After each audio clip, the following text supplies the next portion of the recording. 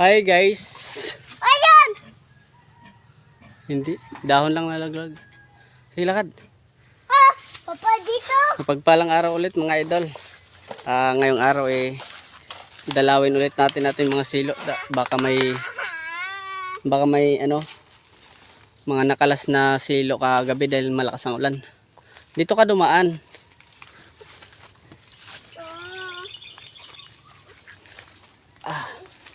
Dito tayo patas mga idol.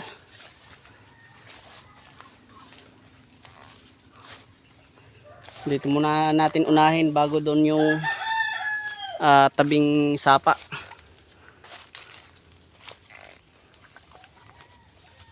Grabe lakas ng ulan kagabi mga idol.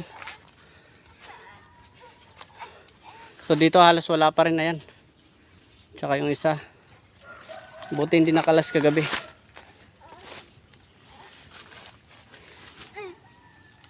Tayo. Mauna ka kaya? Dali.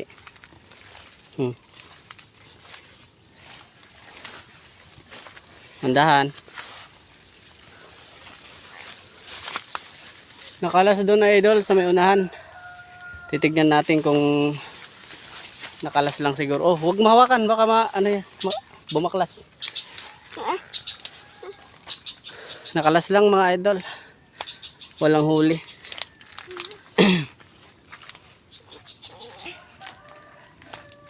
Yun dito, inayos ko yan, oh.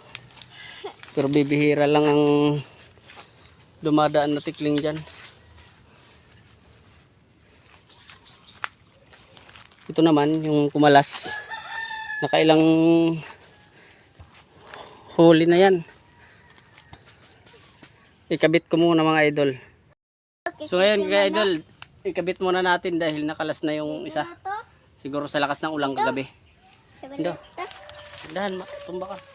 Rice, huwag kang bat. Dito lang sisiw. Dito. Dito lang sisiw. Dito.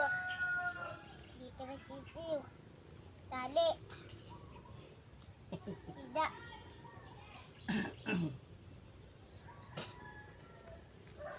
Tali, dili, tidak.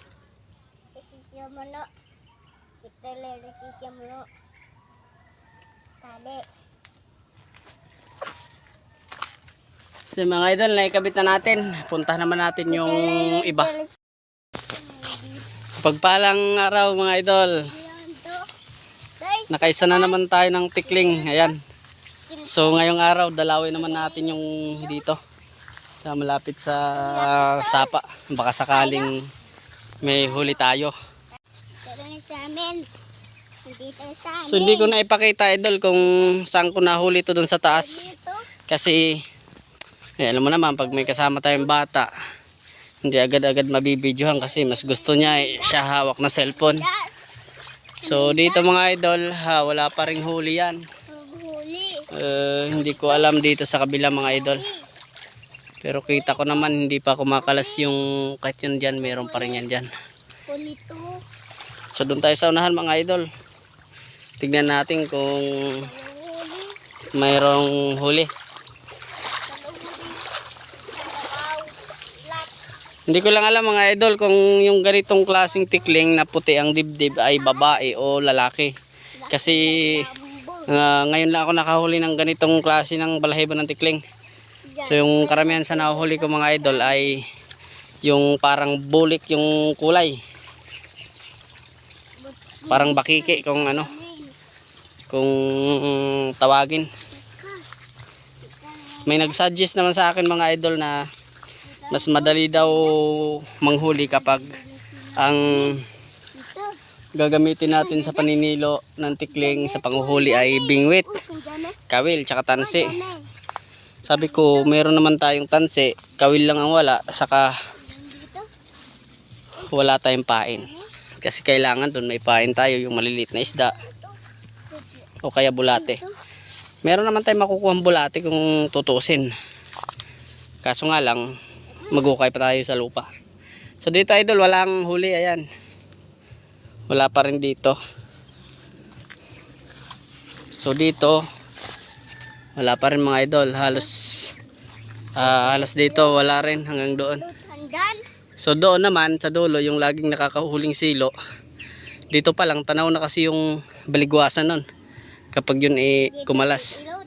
Dito Tanaw pa lang, tanaw na yun mula dito. naman ito. So wala tayong huli ngayon dito mga idol. So pero nakaisa naman tayo. Mamayang hapon natin ulit yan papasyalan. Ang daming tikling doon. O doon lang sa unahan banda.